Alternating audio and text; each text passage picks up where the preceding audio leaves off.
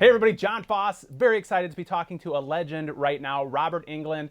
We're talking about his new show, True Terror with Robert Englund, which airs Wednesdays at 9 on the Travel Channel. Robert, tell us about the show. Well, it's been fun for me. It's been a bit of a challenge because I'm combining on-camera hosting with narration, and I don't always get to see some of the stuff my crew has shot. So I have to make that blend into being a little theatrical, a little dark, a little conversational, and then back to my on-screen persona. But I like it. I like the challenge. But what really got me hooked on excuse me, on this show was the idea that all of our stories were originally sourced from newspaper articles, 100, 150 years ago, American press, somewhat tabloid, perhaps even a little bit yellow journalism, but it sort of gives us an insight into what our ancestors were intrigued by, the kind of dark psyche of American taste, things that they were Mm-hmm. preoccupied, or things, we were more superstitious back then. Our science wasn't as sophisticated. And so this is sort of the source material of some of our urban legends and myths. Definitely. And I watched the first episode. I love you. You do a great job. I mean, you fit the part, you play the part perfectly to kind of bring out the creepy factor even more by your great tone and the tone you set for the show. So I love that. And one thing that I thought of while I was watching the show is this could be like what's happening right now in the country could be an episode in the show with coronavirus. And we also should point out to the fans out there that are used to seeing these interviews that right now you're doing this via Skype because of coronavirus. Tell us about how this world that we're living in right now could be part of this show, and what are you doing to take precautions? Well, it's pretty simple for me. My lovely wife and my old dog, lots of peanut butter and jelly and crackers and toilet paper. And So you're the I've one got that's a hoarding the toilet paper. I've got a list. It's me. It's me. I take responsibility. No, but it's I've got a list next to my bed. Of all the shows that I've been meaning to watch on television. True Terror is at the top.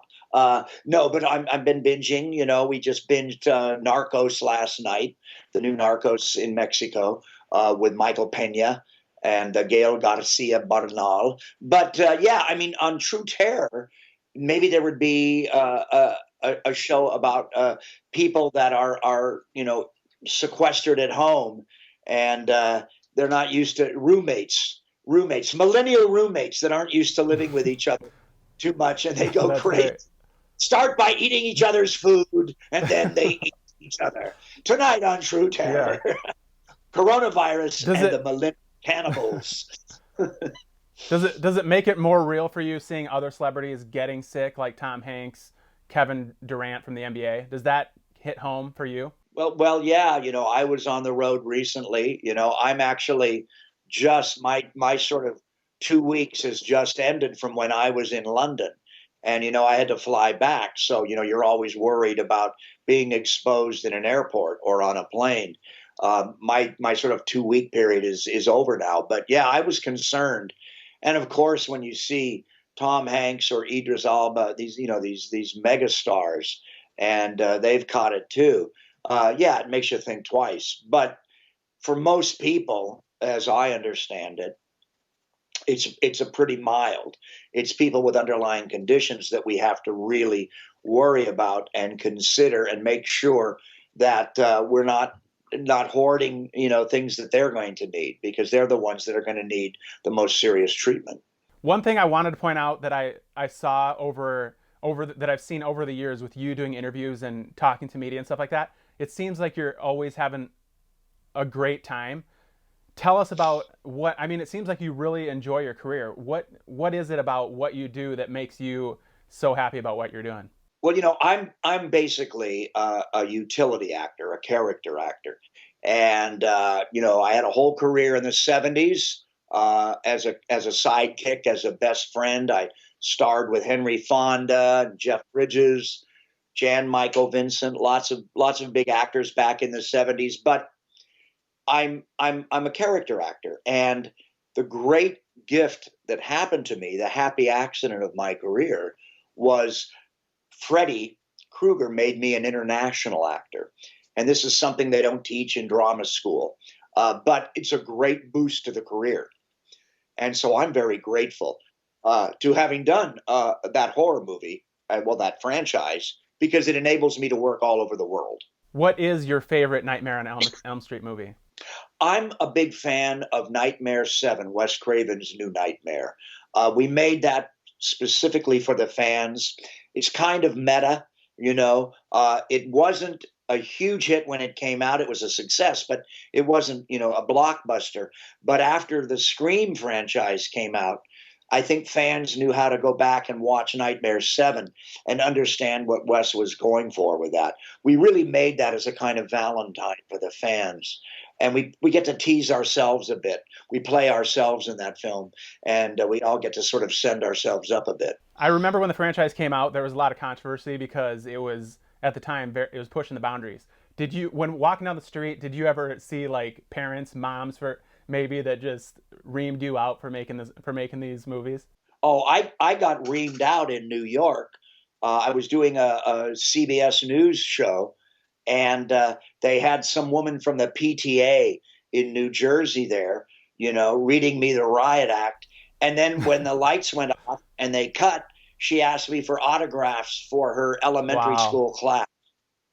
So I was into the hypocrisy quite early, and I relaxed. But you know, the real amazing thing for me is over the years, especially meeting the fans at Comic Cons or film festivals. The love I get from the fans, a lot of them, their memory is seeing it with their mother and father, or their older sister, or their older brother, or their best friends in a dorm room, you know, on a video or on a DVD. And they have a memory of that shared experience of seeing it with their family. And back in the day, I never thought of it as a family experience, but that's because I forgot that it was in many ways, we owe our success to VHS and DVD. And that's where most people saw it and experienced it.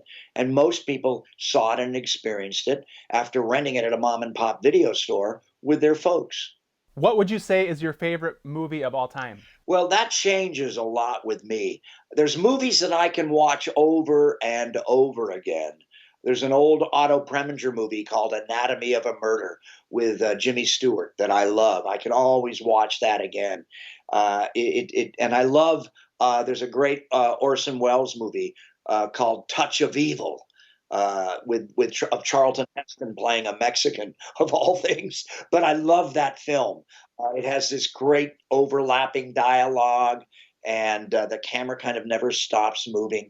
I really like that. But then there's recent movies that I love too. So I thought 1917 was just amazing. So would you say at this point in your career, is there anything left on your bucket list as far as like goals you have for your career, or are you just having a good time?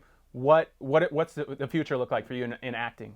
Well, I've got a real special project coming out that I'm not allowed to talk about yet. So, but I'll just say that the fans will love it. You know, I just keep busy. I love doing voiceover work. I love doing cartoons and games.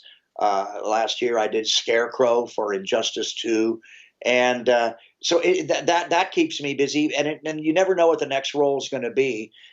You know, a lot of actors say, "What's your favorite part?" And they go, "The next one," because we always think we're never going to work again. But that's true, because you never know what it's going to bring you.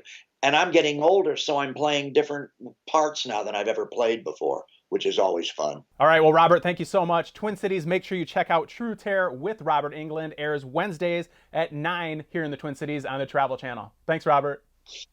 Thank you.